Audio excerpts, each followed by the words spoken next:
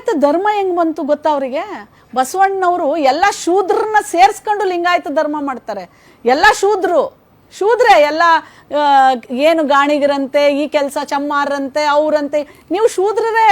ಆಮೇಲೆ ಬಸವಣ್ಣನವರು ಏನು ಹೇಳಿದ್ದು, ಜಾತಿ ಬೇಡ ಅಂತರ್ಜಾತಿ ವಿವಾಹ ಮಾಡಿಸಿದ್ದು ಬಸವಣ್ಣನವರ ಅನುಭವ ಮಂಟಪವನ್ನು ಉಲ್ಲೇಖಿಸಿ ಎಲ್ಲ ತುಳಿತಕ್ಕೆ ಒಳಪಟ್ಟಿರುವಂತಹ ಎಲ್ಲರನ್ನೂ ಸೇರಿಸಿ, ಎಲ್ಲ ಶೂದ್ರರನ್ನು ಸೇರಿಸಿ ಅನುಭವ ಮಂಟಪದಲ್ಲಿ ಬಸವಣ್ಣನವರು ಸಮಾನತೆಯನ್ನು ತೋರಿಸ್ತಾ ಇದ್ರು. ಹುಬ್ಬಳ್ಳಿಯಲ್ಲಿ ನಡೆದಂತಹ ಆ ಘನಘೋರ ಏನು ಕೊಲೆ ಇತ್ತಲ್ಲ, ಗರ್ಭಿಣಿ ಹೆಣ್ಣು ಮಗಳನ್ನು ಸಾಯಿಸಿದ್ರಲ್ಲ, ಅದನ್ನು ಉಲ್ಲೇಖ ಮಾಡಿ, ಬಸವಣ್ಣನವರನ್ನ ಉಲ್ಲೇಖ ಮಾಡಿ, ಅನುಭವ ಮಂಟಪವನ್ನು ಉಲ್ಲೇಖ ಮಾಡಿ, ಎಲ್ಲ ಶೂದ್ರರೆಲ್ಲರೂ ಒಂದೇ ಅನ್ನೋ ರೀತಿಯಲ್ಲಿ ಮಹಿಳಾ ಆಯೋಗದ ಅಧ್ಯಕ್ಷರು ಗ್ಯಾರಂಟಿ ನ್ಯೂಸ್ನಲ್ಲಿ ಏನೋ ವಿಚಾರವನ್ನು ಹೇಳಿದ್ದು ಬಹಳಷ್ಟು ವಿರೋಧ ವ್ಯಕ್ತ ಆಗ್ತಾ ಇದೆ.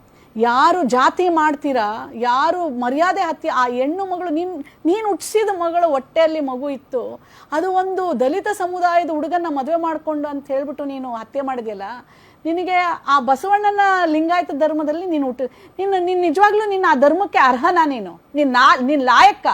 ಗ್ಯಾರಂಟಿ ನ್ಯೂಸ್ ಚಾನೆಲ್ ಅಲ್ಲಿ ಕರ್ನಾಟಕ ರಾಜ್ಯ ಮಹಿಳಾ ಆಯೋಗದ ಅಧ್ಯಕ್ಷರು ನಾಗಲಕ್ಷ್ಮಿ ಚೌಧರಿ ಅವರು ಕೊಟ್ಟಿರುವಂತಹ ಒಂದು ಹೇಳಿಕೆ, ಇದು ಅಪರಾಧ, ಇದು ತಪ್ಪು, ಕ್ಷಮೆ ಕೇಳಬೇಕು ಅಂತೇಳಿ ಪ್ರತಿಭಟನೆಗಳು ನಡೀತಾ ಇದ್ದಾವೆ. 12ನೇ ಶತಮಾನದ ಲಿಂಗಾಯತ ಧರ್ಮಕ್ಕೆ ಅಪಮಾನ ಮಾಡಿದ್ರು ಅಂತ ಹೇಳ್ತಾ ಇದ್ದಾರೆ, ಪ್ರತಿಭಟನೆಗಳನ್ನು ಮಾಡ್ತಾ ಇದ್ದಾರೆ. ಬ್ರಾಹ್ಮಣ, ಕ್ಷತ್ರಿಯ, ವೈಶ್ಯ, ಶೂದ್ರ 4 ವರ್ಣಗಳು ಅನಾದಿ ಕಾಲದಿಂದಲೂ ಇರುವಂಥದ್ದು, ಇವತ್ತಿಗೂ ಅದೇ ಇದೆ, ಇವತ್ತಿಗೂ ಬದಲಾವಣೆ ಆಗಲಿಲ್ಲ. ಸ್ವತಂತ್ರ ಬಂದು 78 ವರ್ಷ ಆದರೂ ಸಂವಿಧಾನ ಇವತ್ತು ರಚನೆ ಆಗಿದ್ರೂ ಸಹ ಇನ್ನೂ ದೌರ್ಜನ್ಯಗಳು ನಿಂತಿಲ್ಲ. ಬ್ರಾಹ್ಮಣ, ಕ್ಷತ್ರಿಯ, ವೈಶ್ಯ ಇವರು 3 ಜನ ಹೊರತುಪಡಿಸಿದರೆ ಬಾಕಿ ಎಲ್ಲರೂ ಸಹ ಶೂದ್ರರೇ. ಕುಲಕಸುಬು ಆಧಾರಿತ ಕೆಲಸಗಳನ್ನು ಮಾಡುವವರು ಅಷ್ಟು ಜನ ಶೂದ್ರರೇ. ಇಲ್ಲಿ ನಾವು ಒಂದಷ್ಟು ವಿಡಿಯೋಗಳನ್ನು ಕೇಳ್ತಾ ಇದ್ವಿ, ಒಂದಷ್ಟು ಜನರ ಮಾತುಗಳನ್ನು ಕೇಳ್ತಾ ಇದ್ವಿ, ನಾವು ಶೂದ್ರರಲ್ಲ ಅಂತ ಹೇಳ್ತಾರೆ, ನಾವು ಲಿಂಗಾಯತರು ಶೂದ್ರರಲ್ಲ ಅಂತ ಹೇಳ್ತಾರೆ. ಹಾಗಾದರೆ ಇವತ್ತು ನಾವು ಮೀಸಲಾತಿಯ ವಿಚಾರವನ್ನು ನೀವು ತೆಗೆದುಕೊಂಡು ನೋಡಿ, ಮೀಸಲಾತಿ ಪಟ್ಟಿಯನ್ನು ತೆಗೆದುಕೊಂಡು ನೋಡಿ. 2A ಕ್ಯಾಟಗರಿಯಲ್ಲಿ, ಕುಲಕಸುಬು ಆಧಾರಿತ 2A ಕ್ಯಾಟಗರಿನಲ್ಲಿ 102 ಜಾತಿಗಳು ಬರ್ತವೆ. ಅದರಲ್ಲಿ ಎಲ್ಲ ಕುಲಕಸುಬು ಆಧಾರಿತ ಜಾತಿಗಳೇ ಇರುವಂಥದ್ದು. ಅದರಲ್ಲಿ ಲಿಂಗಾಯತ ಸಮುದಾಯದ ಬಹಳಷ್ಟು ಜಾತಿಗಳು ಅದರಲ್ಲಿದ್ದಾವೆ, ಅದರಲ್ಲಿದ್ದಾರೆ. 2Aಲ್ಲಿರುವಂಥವ್ರು ಅಷ್ಟು ಜನ ಶೂದ್ರರೇ ಅಲ್ವಾ? ಆ ಪಟ್ಟಿನಲ್ಲಿ ಇವತ್ತು ಪಂಚಮಸಾಲಿ ಸಮುದಾಯವನ್ನು 2Aಗೆ ಸೇರಿಸಬೇಕು ಅಂತ ಹೇಳಿಬಿಟ್ಟು ಏನು ಪ್ರತಿಭಟನೆ ಮಾಡಿ, ಹೋರಾಟ ಮಾಡಿ, ಸರ್ಕಾರಗಳಿಗಾಗಿ ಕೊನೆಗೆ ಇವತ್ತಿಗೂ ಸಹ ಬೇಡಿಕೆ ಇದೆಯಲ್ಲ, 2Aಗೆ ಬರ್ತೀವಿ ಅಂತ ಇದ್ದಾರಲ್ಲ, ಹಾಗಾದರೆ ಅವರು ಯಾರು? ನಾವು ಚರ್ಚೆ ಮಾಡಬೇಕಲ್ಲ. ಇವತ್ತು 3Bನಲ್ಲಿ 3Aನಲ್ಲಿ ಏನು ಮೀಸಲಾತಿಯನ್ನು ತೆಗೆದುಕೊಳ್ತಾ ಇದ್ದಾರೆ, ಎಲೆಕ್ಷನ್ನಲ್ಲಿ ಮೀಸಲಾತಿ ತಗೊಳ್ತಾ ಇದ್ದಾರೆ, ಉದ್ಯೋಗಗಳಲ್ಲಿ ಮೀಸಲಾತಿ ತಗೊಳ್ತಾ ಇದ್ದಾರೆ, ಎಲ್ಲದರಲ್ಲೂ ಮೀಸಲಾತಿ ತಗೊಳ್ತಾ ಇದ್ದಾರಲ್ಲ, ಅವೆಲ್ಲ ಮೀಸಲಾತಿಯಲ್ಲಿ ಬರುವಂಥದ್ದು ತಾನೇ. ಆ ಎಲ್ಲವನ್ನು ಕೊಟ್ಟಿರುವಂಥದ್ದು ಶೂದ್ರರಿಗೆ ತಾನೇ. ಹಾಗಾದರೆ ಅದರ ಬಗ್ಗೆ ಯಾಕೆ ಯೋಚನೆ ಮಾಡ್ತಾರೆ, ಅದ್ರ ಬಗ್ಗೆ ಯಾಕೆ ಮಾತಾಡ್ತಾ ಇಲ್ಲ? ಇವನಾರವ ಇವ ನಮ್ಮವ ಅಂತ ಹೇಳಿದ್ದಂಥ ಬಸವಣ್ಣನವರು ನಾವೆಲ್ಲ ಒಂದೇ ಅಂತ ಹೋಗ್ಬೇಕಾಗಿತ್ತು. ನಾಗಲಕ್ಷ್ಮಿ ಚೌಧರಿ ಅವರು ಹೇಳಿದ ತಕ್ಷಣವೇ ವಿರೋಧ ವ್ಯಕ್ತ ಆಗ್ತಾ ಇದೆಯಲ್ಲ, ನಾಗಲಕ್ಷ್ಮಿ ಚೌಧರಿ ಅವರು ಸಹ ಶೂದ್ರರೇ, ತುಳಿತಕ್ಕೆ ಒಳಪಟ್ಟಿರುವಂತಹ ಸಮುದಾಯಗಳೇ, ಇವತ್ತು ಬಸವಣ್ಣನವರನ್ನು ಫಾಲೋ ಮಾಡ್ತಾ ಇರುವಂಥವರೇ. ಎಲ್ಲರಲ್ಲಿ ಸಮಾನತೆ ಬರಬೇಕು ಅಂತೇಳಿ ಬಸವಣ್ಣನವರು ಅವತ್ತು ಅನುಭವ ಮಂಟಪದಲ್ಲಿ ಏನು ಒಂದು ಸಂಸತ್ತನ್ನು ರಚನೆ ಮಾಡಿದ್ರಲ್ಲ, ಅವತ್ತೇ ಅವರು ಅಂತರ್ಜಾತೀಯ ವಿವಾಹವನ್ನು ಮಾಡಿದ್ರು. ಅವತ್ತೇ ಅಂತರ್ಜಾತೀಯ ವಿವಾಹವನ್ನು ಮಾಡಿದ್ರು ಬಸವಣ್ಣನವರು. ಬಸವಣ್ಣನವರ ಏನು ಕನಸಿತ್ತು ಅದು ಇವತ್ತಿನವರೆಗೂ 12ನೇ ಶತಮಾನದಿಂದ ಹಿಡಿದು 21ನೇ ಶತಮಾನದವರೆಗೂ ಅದು ಇನ್ನೂ ಸಹ ಅದು ಬಗೆಹರಿದಿಲ್ಲ, ಅದು ಈಡೇರಿಸಲಿಕ್ಕೆ ಆಗ್ತಾ ಇಲ್ಲ. ಇವತ್ತಿಗೂ ಸಹ ನಾವು ಆ ವಿಡಿಯೋಗಳನ್ನು ನೋಡ್ತಾ ಇದ್ರೆ ನಮಗನ್ಸೋದು ನಾವಿನ್ನು ಯಾವ ಕಾಲದಲ್ಲಿದ್ದೇವೆ. ಇಲ್ಲಿ ಬ್ರಾಹ್ಮಣ, ಕ್ಷತ್ರಿಯ, ವೈಶ್ಯ 3 ವರ್ಗಗಳು.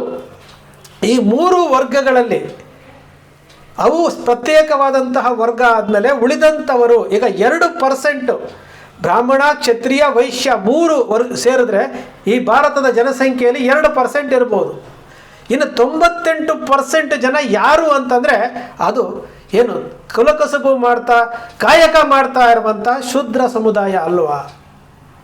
ಯಾತಕ್ಕೆ ಇದ್ರ ಬಗ್ಗೆ ನಾವು ಯೋಚನೆ ಮಾಡೋದಿಲ್ಲ? ಯಾತಕ್ಕೆ? ನಾಗಲಕ್ಷ್ಮಿ ಚೌಧರಿ ಅವರು ಹುಬ್ಬಳ್ಳಿಯಲ್ಲಿ ನಡೆದಂತಹ ಆ ಘನಘೋರ ವಿಚಾರಕ್ಕೆ ಮನನೊಂದು ಒಬ್ಬ ಮಹಿಳಾ ಆಯೋಗದ ಅಧ್ಯಕ್ಷರಾಗಿ ಆ ಹೆಣ್ಣು ಮಗಳ ಸಾವಿನ ಬಗ್ಗೆ ಅವರು ಒಂದು ಜವಾಬ್ದಾರಿಯುತವಾದಂಥ ಸ್ಥಾನದಲ್ಲಿ ಕುತ್ಕೊಂಡು ಹೇಳ್ತಾರೆ. ಅವರು ಯಾವುದಾದ್ರೂ ಒಂದು ಧರ್ಮವನ್ನು ಟೀಕೆ ಮಾಡಿದ್ರ? ಬಸವಣ್ಣನವರನ್ನು ಆರಾಧಿಸ್ತಾ ಇದ್ದಾರೆ, ಖುಷಿ ಪಡಬೇಕು. ಬಸವಣ್ಣನವರನ್ನ ಆರಾಧಿಸ್ತಾ ಇದ್ದಾರೆ, ಖುಷಿ ಪಡಬೇಕು. ಇವತ್ತು ಈ ರಾಜ್ಯವನ್ನು ಆಳ್ತಾ ಇರುವಂಥ ಸಿದ್ದರಾಮಯ್ಯನವರು ಅವರ ಭಾವಚಿತ್ರವನ್ನು ಯಾರೂ ಕೇಳದೆ, ಯಾವ ವೀರಶೈವ ಲಿಂಗಾಯತ ಸಂಘಟನೆಗಳಾಗಿರಲಿ ಯಾರೂ ಸಹ ಬಸವಣ್ಣನವರ ಭಾವಚಿತ್ರವನ್ನು ಸರ್ಕಾರಿ ಇಲಾಖೆಗಳಲ್ಲಿ ಶಾಲಾ ಕಾಲೇಜುಗಳಲ್ಲಿ ಅಳವಡಿಸಬೇಕು ಅಂತ ಯಾರೂ ಮನವಿ ಕೊಡದೇ ಇದ್ರು ಸಹ ಸಿದ್ದರಾಮಯ್ಯನವರು ಗುಂಡ್ಲುಪೇಟೆ ಬೈ ಎಲೆಕ್ಷನ್ನಲ್ಲಿ 2017ರಲ್ಲಿ ಗೀತಾ ಮಹಾದೇವ ಪ್ರಸಾದ್ ಅವರು ಬೈ ಎಲೆಕ್ಷನ್ನಲ್ಲಿ ಗೆದ್ದಾಗ ವೇದಿಕೆ ಮೇಲೆ ಘೋಷಣೆ ಮಾಡ್ತಾರೆ ಬಸವಣ್ಣನವರ ಭಾವಚಿತ್ರವನ್ನು ಸರ್ಕಾರಿ ಇಲಾಖೆಗಳಲ್ಲಿ ಹಾಕಬೇಕು ಅಂತ. ಅದಕ್ಕೆ ಪೂರಕವಾಗಿ ಅರಮನೆ ಮೈದಾನದಲ್ಲಿ ವೀರಶೈವ ಲಿಂಗಾಯತ ಸಂಘದವರು ಸಿದ್ದರಾಮಯ್ಯನವರಿಗೆ ಸನ್ಮಾನ ಮಾಡ್ತಾರೆ, ಅಲ್ಲಿ ಮನವಿ ಕೊಡ್ತಾರೆ, ಪ್ರತ್ಯೇಕ ಲಿಂಗಾಯತ ಧರ್ಮ ಮಾಡಿ ಅಂತ. ಆ ಮನವಿಯನ್ನು ಸ್ವೀಕಾರ ಮಾಡಿ ಸಮಿತಿ ರಚನೆ ಮಾಡ್ತಾರೆ. ಅದಕ್ಕೆ ಸಿದ್ದರಾಮಯ್ಯನವರನ್ನು ವಿಲನ್ಗಳಾಗಿ ಬಿಂಬಿಸಿ 2018ರಲ್ಲಿ ಅವರನ್ನು ಸೋಲಿಸ್ತಾರೆ. ಬಸವಣ್ಣನವರಿಗೆ ಭಾವಚಿತ್ರವನ್ನು ಆದೇಶ ಮಾಡಿದಂಥ ಸಿದ್ದರಾಮಯ್ಯನವರಿಗೆ ಪ್ರತ್ಯೇಕ ಲಿಂಗಾಯತ ಧರ್ಮ ಕೊಡಿ ಅಂತೇಳಿ ಬೇರೆ ಸಮಾಜದವರು ಮನವಿ ಕೊಡಲಿಲ್ಲ. ಮನವಿ ಕೊಟ್ಟಿದ್ದು ವೀರಶೈವ ಲಿಂಗಾಯತ ಸಂಘದವರು ಸನ್ಮಾನ ಮಾಡಿ ಪ್ರತ್ಯೇಕ ಲಿಂಗಾಯತ ಧರ್ಮಕ್ಕೆ ಸಮಿತಿ ರಚನೆ ಮಾಡಿದ್ರೆ ಅವರನ್ನು ಸೋಲಿಸ್ತಾರೆ. ಬಸವಣ್ಣನವರನ್ನ ಸಾಂಸ್ಕೃತಿಕ ನಾಯಕ ಅಂತೇಳಿ ಘೋಷಣೆ ಮಾಡ್ತಾರೆ ಸಿದ್ದರಾಮಯ್ಯನವರು. ಯಲಹಂಕದ ಬಳಿ ಬಸವಣ್ಣನವರ ಒಂದು ಪಾರ್ಕನ್ನು ಘೋಷಣೆ ಮಾಡ್ತಾರೆ ಸಿದ್ದರಾಮಯ್ಯನವರು. ಅವರನ್ನು ಫಾಲೋ ಮಾಡ್ತಾ ಇರುವಂತಹ ನಾಗಲಕ್ಷ್ಮಿ ಚೌಧರಿ ಅವರು ಬಸವಣ್ಣನವರನ್ನು ಉಲ್ಲೇಖ ಮಾಡಿ ಅನುಭವ ಮಂಟಪದಂತಹ ಬಸವಣ್ಣನವರ ಆಸೆಗಳು ಈಡೇರಬೇಕಾಗಿತ್ತು, ಹುಬ್ಬಳ್ಳಿನಲ್ಲಿ ಈ ರೀತಿ ಆಯ್ತಲ್ಲ ಅಂತೇಳಿ ಕಳವಳವನ್ನು ವ್ಯಕ್ತಪಡಿಸಿ ದುಃಖದಿಂದ ಹೇಳಿದ್ರೆ ಅದೇ ವಿರೋಧವಾಗ್ತಾ ಇದೆಯಾ? ಒಂದು ಸಾರಿ ಯೋಚನೆ ಮಾಡಿ ಎಷ್ಟು ಜನ ಇವತ್ತು ಎಲ್ಲ ಜಾತಿಗಳಲ್ಲೂ ಎಷ್ಟು ವಿಭಿನ್ನವಾದಂತಹ ಹೇಳಿಕೆಗಳು ಬರ್ತಾ ಇದ್ದಾವೆ. ಇಲ್ಲಿ ವೀರಶೈವ ಮತ್ತು ಲಿಂಗಾಯತ ಅವರಿಬ್ಬರ ನಡುವೆ ಎಷ್ಟು ಗೊಂದಲಗಳಿದ್ದಾವೆ. ಇದು ಎಲ್ಲದರ ಮಧ್ಯೆ ನಾಗಲಕ್ಷ್ಮಿ ಚೌಧರಿ ಅವರು ಕೊಟ್ಟಿರುವಂತಹ ಹೇಳಿಕೆ ಇದೆಯಲ್ಲ, ನಿಜಕ್ಕೂ ಎಲ್ಲರೂ ಮೆಚ್ಚಬೇಕಾದಂಥದ್ದು. ಎಲ್ಲರೂ ಸಹ ಅದರ ಬಗ್ಗೆ ಯೋಚನೆ ಮಾಡಬೇಕಾಗಿರುವಂಥದ್ದು. 12ನೇ ಶತಮಾನದ ಬಸವಣ್ಣನವರ ಅವರ ಗುರಿ ಏನಿತ್ತು, ಅವರ ಕನಸೇನಿತ್ತು, ಆ ಕನಸನ್ನು ನಾವು ಇವತ್ತು 21ನೇ ಶತಮಾನದಲ್ಲೂ ನಾವು ಈಡೇರಿಸಲಿಕ್ಕೆ ಆಗ್ತಾ ಇಲ್ಲ. ಇವತ್ತಿಗೂ ಸಹ ಮನುಷ್ಯರಾಗಿ ನಾವು ಕಾಣ್ತಾ ಇಲ್ಲ. ಇವತ್ತಿಗೂ ಸಹ ನಾವು ಯಾವ ರೀತಿ ಬದುಕ್ತಾ ಇದ್ದೀವಿ ಅಂತ ಹೇಳಿರೋದನ್ನು ನಾವೆಲ್ಲರೂ ಯೋಚಿಸುವಂತಹ ಮಾತುಗಳನ್ನು ಗ್ಯಾರಂಟಿ ನ್ಯೂಸ್ನಲ್ಲಿ ನಾಗಲಕ್ಷ್ಮಿ ಚೌಧರಿ ಅವರು ಹೇಳಿರುವಂಥದ್ದು. ಪ್ರತಿಭಟನೆ ಮಾಡ್ತಾ ಇರುವುದು ನಾವು ಏನಕ್ಕೆ ಪ್ರತಿಭಟನೆ ಮಾಡ್ತಾ ಇದ್ದೀವಿ? ಬಸವಣ್ಣನವರನ್ನು ಆರಾಧಿಸ್ತಾ ಇರುವಂಥ ನಾಗಲಕ್ಷ್ಮಿ ಚೌಧರಿ ಅವರು ಬಸವಣ್ಣನವರಿಗೋಸ್ಕರವಾಗಿ ಹಲವಾರು ಕಾರ್ಯಕ್ರಮಗಳನ್ನು ಕೊಡ್ತಾ ಇರುವಂತಹ ಸಿದ್ದರಾಮಯ್ಯನವರ ಸರ್ಕಾರ, ಇವೆಲ್ಲವೂ ಸಹ ಯೋಚನೆ ಮಾಡಬೇಕ್ರಿ. ಎಲ್ಲದನ್ನು ಯೋಚನೆ ಮಾಡಬೇಕು. ಬಸವಣ್ಣನವರು ಏನು ಕಲ್ಪನೆ ಕಟ್ಕೊಂಡಿದ್ರು, ಅನುಭವ ಮಂಟಪದಲ್ಲಿ ಯಾರ್ಯಾರು ಇದ್ರೋ ಎಲ್ಲ ಶೂದ್ರ ವರ್ಗದ ಸಮುದಾಯದವರನ್ನು ಸೇರಿಸಿ ನಾವೆಲ್ಲರೂ ಸಮಾನರು, ನಾವೆಲ್ಲರೂ ಒಂದೇ ಅಂತೇಳಿ ಅನುಭವ ಮಂಟಪದಲ್ಲಿ ಏನು ಸಂಸತ್ ನಡೀತಿತ್ತು, ಆ ಸಂಸತ್ನಲ್ಲಿ ಅವರು ಪರಿಕಲ್ಪನೆಗಳನ್ನು ಅವರು ಬಿತ್ತುತ್ತಾ ಇದ್ರು. 21ನೇ ಶತಮಾನದಲ್ಲೂ ಅದು ಈಡೇರ್ತಾ ಇಲ್ಲ ಅಂತಂದರೆ ನಮಗೆ ನಾವೇ ಪ್ರಶ್ನೆ ಮಾಡಿಕೊಳ್ಬೇಕು. ನಾಗಲಕ್ಷ್ಮಿ ಚೌಧರಿ ಅವರು ಹೇಳಿರುವಂತಹ ವಿಚಾರ ಬಸವಣ್ಣನವರು ಅವತ್ತು ಹೇಳಿದ್ರು.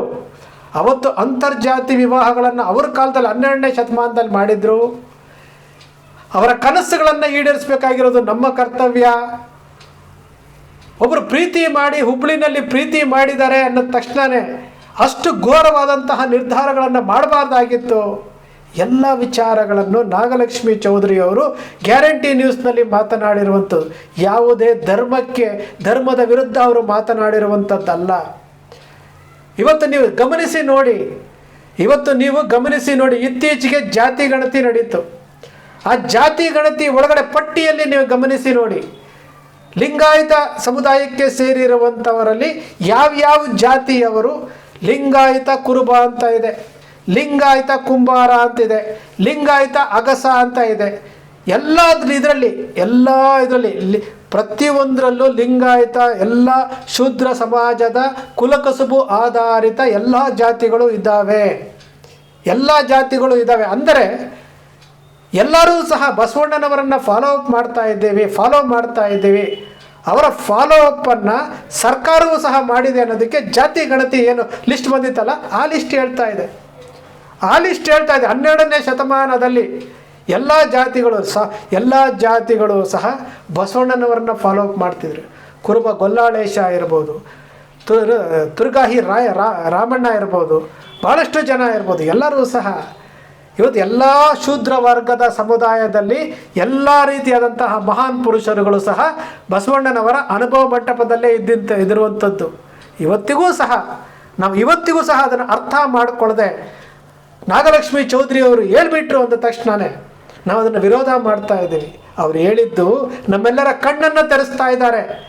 ಅವರು ಮಹಿಳಾ ಆಯೋಗದ ಅಧ್ಯಕ್ಷರಾಗಿ ಒಬ್ಬ ಹೆಣ್ಣು ಮಗಳಿಗೆ ಅನ್ಯಾಯ ಆಗ್ತಾ ಇದೆ, ನಾವಿನ್ನೂ ಬಸವಣ್ಣನವರ ವಿಚಾರಗಳನ್ನು ಫಾಲೋ ಅಪ್ ಮಾಡ್ತಾ ಇಲ್ಲ ಅಂತ ಅವರು ಹೇಳ್ತಾ ಇರೋದು. ನಮ್ಮ ಕಣ್ಣನ್ನು ತೆರೆಸುವಂತಹ ಮಾತುಗಳನ್ನು ನಾಗಲಕ್ಷ್ಮಿ ಚೌಧರಿ ಅವರು ಹೇಳಿರುವಂಥದ್ದು.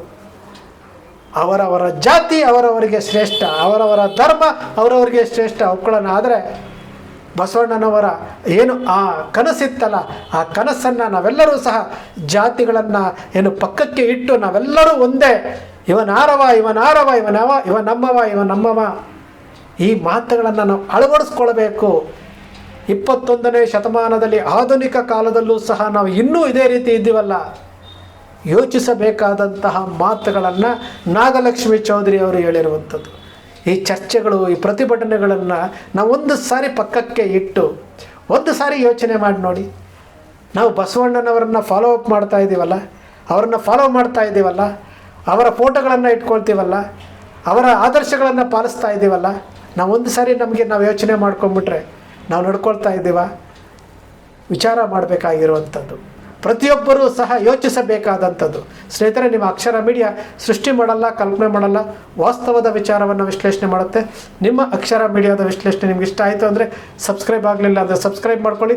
ಪಕ್ಕದಲ್ಲಿ ಕಾಣುವಂಥ ಬೆಲ್ ಐಕಾನ್ ಪ್ರೆಸ್ ಮಾಡಿ, ಶೇರ್ ಮಾಡಿ, ಪ್ರೋತ್ಸಾಹ ನೀಡಿ.